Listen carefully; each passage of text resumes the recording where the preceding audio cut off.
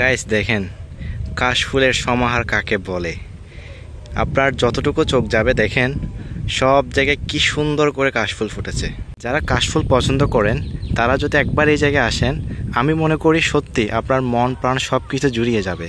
আর এই জায়গায় কিভাবে আসবেন এবং এই জায়গাটা কোথায় যাবতীয় সব কিছু আমি আজকের ভিডিওতে আপনাদের সাথে শেয়ার করব, তাই ভিডিওটা শুরু থেকে শেষ পর্যন্ত দেখুন।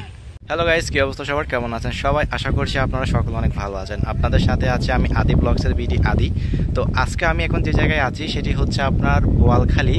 এটা বোয়ালখালীতে পড়ছে এবং এটি হচ্ছে কর্ণফুলী নদীর পাড়ে। এটাকে জায়গাটার নাম হচ্ছে বালুচর বলে এবং এটি হচ্ছে বাংলাদেশের অনেক বড় একটি পেপার মিল, যেটা টিকা পেপার মিল বলে। টিকা পেপার মিলের পাশে আমি একটু আপনাদের বলি যে আমার এই সাইডে হচ্ছে টিকা পেপার মিল, ঠিক আছে? এই টিকা পেপার মিলের পাশেই এটা একটা বালুর চর এবং এই বালুচরের মধ্যে দেখেন কি সুন্দর করে কাশফুল ফুটেছে। এবং এই জায়গায় আপনারা কিভাবে আসবেন, এখানে আপনারা জলে এবং স্থলে দুইটাভাবে আসতে পারবেন। তবে স্থলে যদি আমি আপনাদের আসতে বলি তাহলে অনেকের সমস্যা হতে পারে, কারণ সহজে চিনবেন না। তবে জলপথে কিভাবে আসবেন সেটা আমি আপনাদের দেখাচ্ছি। ভিউয়ার্স, প্রথমে বলে নিই জলপথে আপনারা কিভাবে আসবেন। আমার এই সাইডে হচ্ছে আপনার কালুঘাট ব্রিজ। আমি আসলে এখানে নামতে পারছি না, এখানে যখন ভাটা পড়ে তখন একটু নিচে নামা যায়, তখন কিন্তু কক্সবাজারের মতো একটা ফিল পাওয়া যায়। জাস্ট ওই পাশে হচ্ছে আপনার কালুঘাট ব্রিজ। নদীর ঠিক ওই পারে এই যে একটা রাস্তা হচ্ছে, এটা জুম করে এখান থেকে দেখা সম্ভব না। এই পাশে হচ্ছে আপনার কালুঘাট ব্রিজ এবং আপনার এই পাশে হচ্ছে শাহমানত সেতু। এটা কিন্তু যখন আপনার ভাটা থাকে তখন নিচে নামলে দুইটাই কিন্তু দেখা যায়। এখান থেকে নতুন ব্রিজও একটু দেখা যায়, ঠিক আছে? তো এখন কথা হচ্ছে আপনারা এখানে কীভাবে আসবেন। এখানে যদি আপনারা আসতে চান তাহলে যে কালুঘাট ব্রিজ থেকে আপনারা বোট পেয়ে যাবেন। বোটে করে এখানে কিন্তু কোনো আপনার লোকাল বোট থাকে না, বা এখানে আপনি যদি বোট নিয়ে আসেন যাওয়ার সময় যে বোট পাবেন তা কিন্তু না।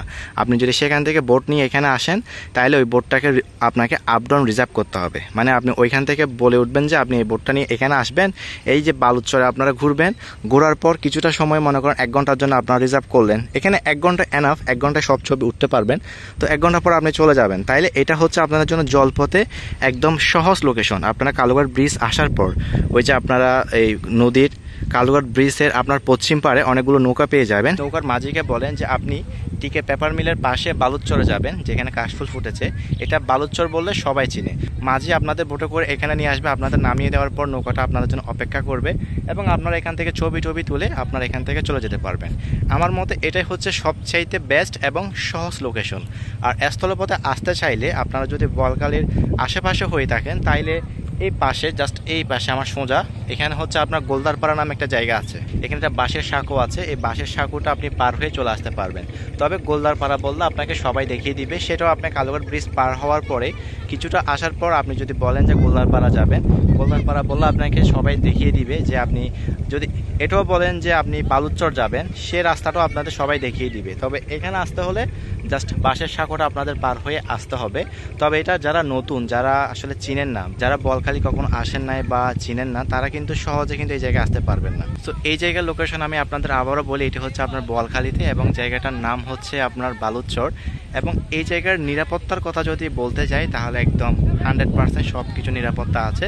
তবে আপনারা চেষ্টা করবেন বিকাল টাইমে আসার, কারণ বিকাল টাইমে যদি আসেন, এই যে আমার পেছনে দেখতে পাচ্ছেন এখানে স্থানীয় যারা ছেলেরা আছে তারা এসে এখানে বিকালে ফুটবল খেলে, বা স্থানীয় মানুষজন যারা আছে তারা কিন্তু বিকাল টাইমে এখানে ঘুরতে আসে।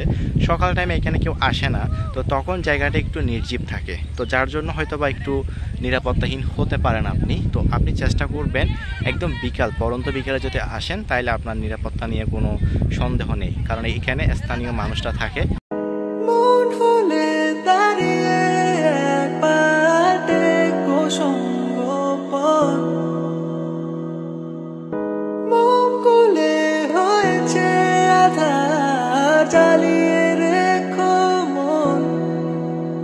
যেন তোমারই কাছে জমে অভিমান আছে।